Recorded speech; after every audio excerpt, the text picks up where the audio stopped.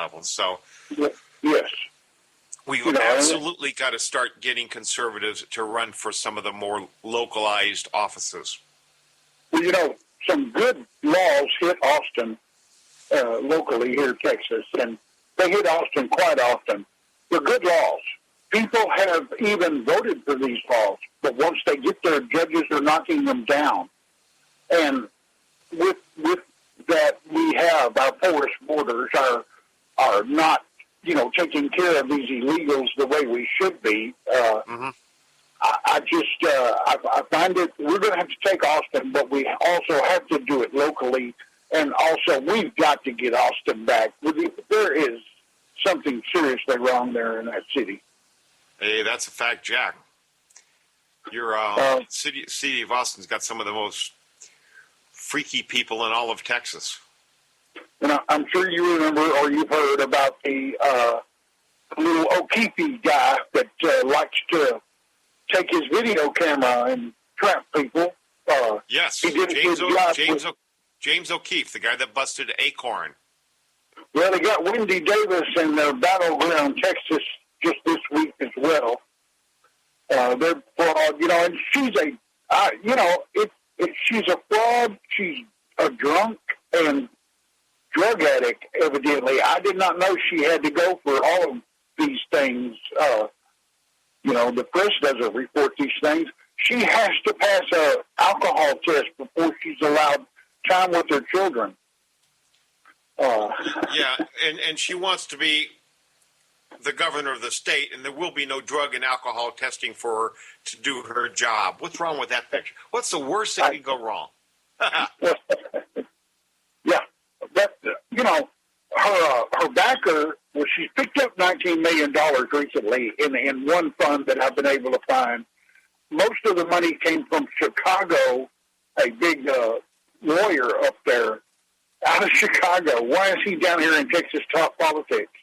Oh, that's insane. That's insane. I'm all for being able to put as much money as you want into politics, but it shouldn't be out-of-state politics. It should be somebody whose jurisdiction you are in.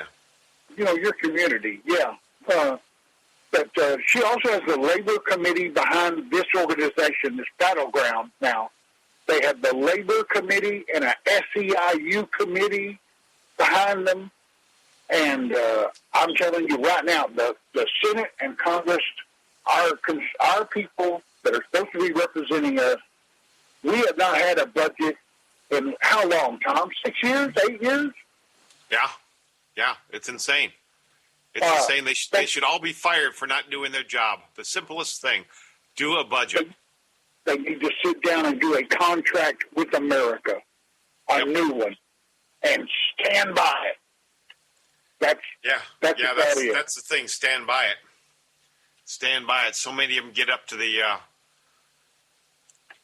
Congress and then put it all behind them and start running for the next race or the next dollar.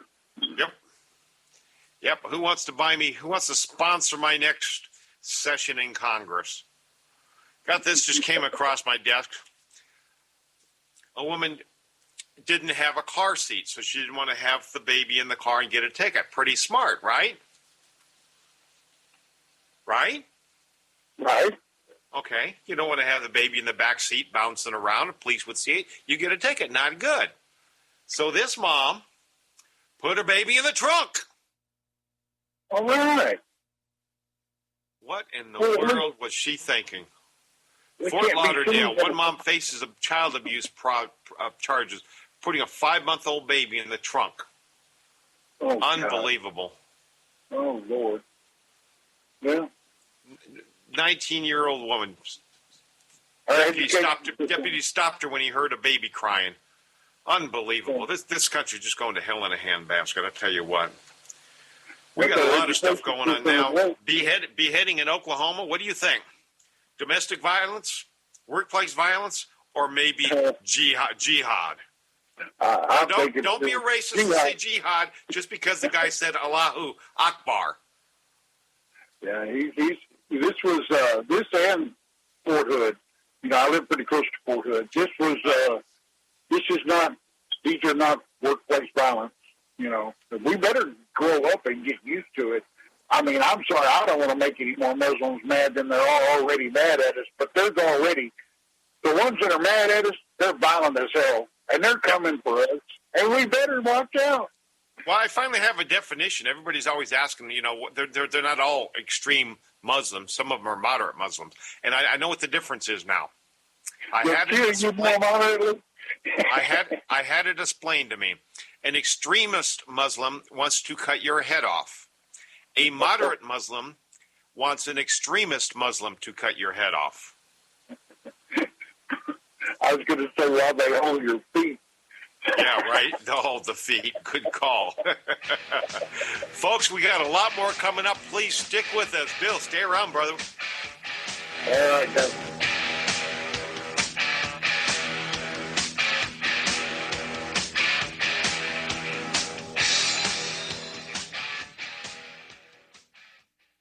KCAA. Tom O'Halloran, holding the line against tyranny from Washington, D.C. I am America. One voice, united we stand. I am America. One hope to heal our land. There is still work that must be done. I will not rest until we've won. I am America.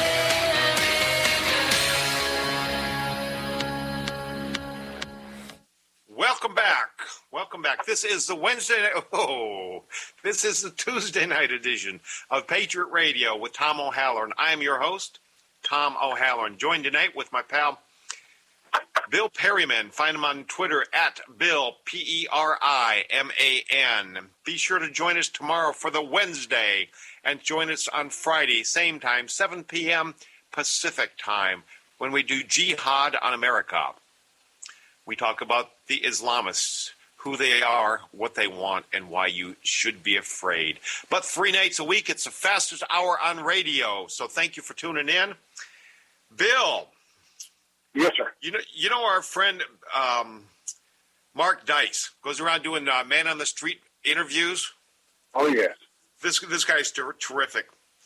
He more than 5 years after president, there are Americans who don't know that he's a Democrat. He went out on the street and was interviewing people. He's usually around a pier. I think it's the Santa Monica Pier.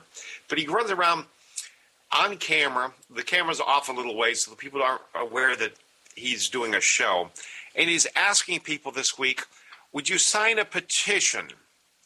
Obama can't run for office again, but he's been running the country using the Karl Marx philosophy. So we'd like to get Karl Marx on the ticket for 2016. Now, Karl Marx, besides being a outright communist, is also very, very dead. People were signing this left and right. Not just stupid kids, but stupid adults and stupid retirees. Unbelievable. To continue, and he's not hiding it, to continue Obama's communist conversion of America. Would you support getting the communist hero Karl Marx into office? Oh yeah, here, let me sign. Unbelievable. In recent weeks, we've seen him doing interviews at the University of California, trying to get people to allow a drink to be produced called abortion in a can, trying to get Obamacare supporters to add birth control drugs to the water supply, trying to get a petition signed to repeal the Fourth Amendment, trying to move, supporting a move to end the right to remain silent, all sorts of stuff. And these people have no clue what's going on. People were signing petitions to release all illegal aliens from prison.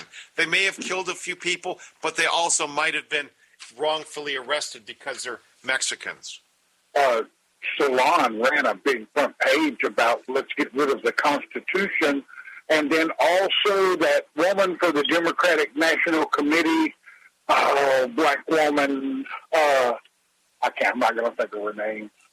She said, abolish the Constitution as well. Oh, I'm not surprised. I mean, we've got Ruth Baderman, the Supreme Court Justice, that said we should get a different Constitution. Oh, my Lord, I know it. Unbelievable. I mean, you've got a Supreme Court Justice whose entire job is to uphold and defend the Constitution of the United States, and she's saying it's not a good Constitution. Mind-boggling. You had a story. What's your story? Some missing money? You lose a $20 bill or something? No, it appears they're missing $619 billion of the stimulus money. I've got to change my headset. That sounded like billion with a B? Yes. Yes, with a B. That's missing. Now, remember, under Obama, I think they tried stimuluses 1 and 2. Is that correct? Yes. Okay, so it's out of both of them. But they're missing 600. They're unaccounting or unable to account for $619 billion of spending. I don't understand how you cannot be able to account for $100. You're working a budget. You take it out of this, and you spend it on what? It has to be tied to something. I don't understand how it can be transferred to a project without the project being logged, unless it's just going into brown paper bags and going home with politicians for their next campaign. Can't help but think that this is something that might be on top of the ransom that we paid for the I guess traitor. He turned out to be a traitor, the soldier. Could well be Bergdahl. Yeah, Sergeant Bergdahl. Could well be. Speaking of that, Hillary Clinton. I don't remember the exact amount, but when she was the Secretary of State, her department was missing some either 6 or 60, but even $6 billion is a lot of money in my book. I mean, I'm from the poor side of the tracks. $6 billion is, fairly decent pile of money.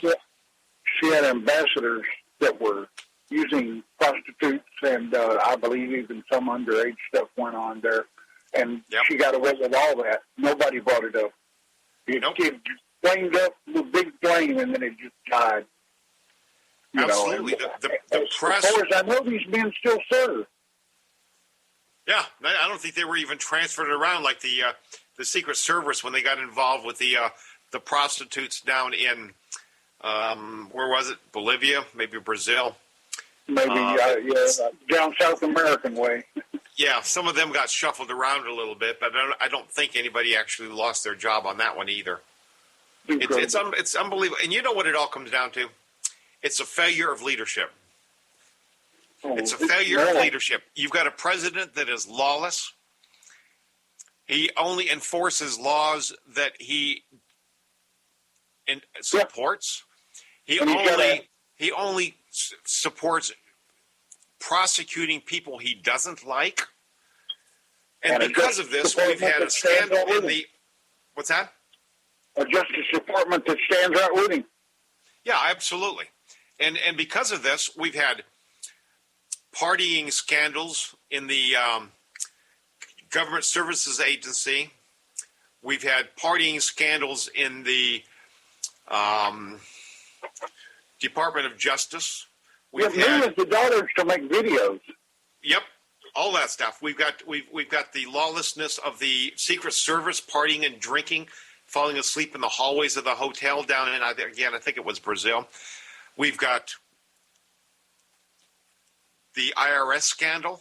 It's okay to break a law because the guy upstairs doesn't care. We're on his team. He's not going to prosecute us. Yeah, they're going to stall and block any congressional committee investigation. We can pretty much do what we want. Well, now we got a guy jumps over the fence at the White House, storms across the yard into the White House and up the stairs before he's finally stopped. Again, failure of leadership. We don't have to do our job and be guards and really pay attention because nothing's going to happen. Or maybe they want something to happen, so they turn their head so somebody could get up there. He was in the White House with a knife. Yeah, that's what they said. Yeah. Yeah. He was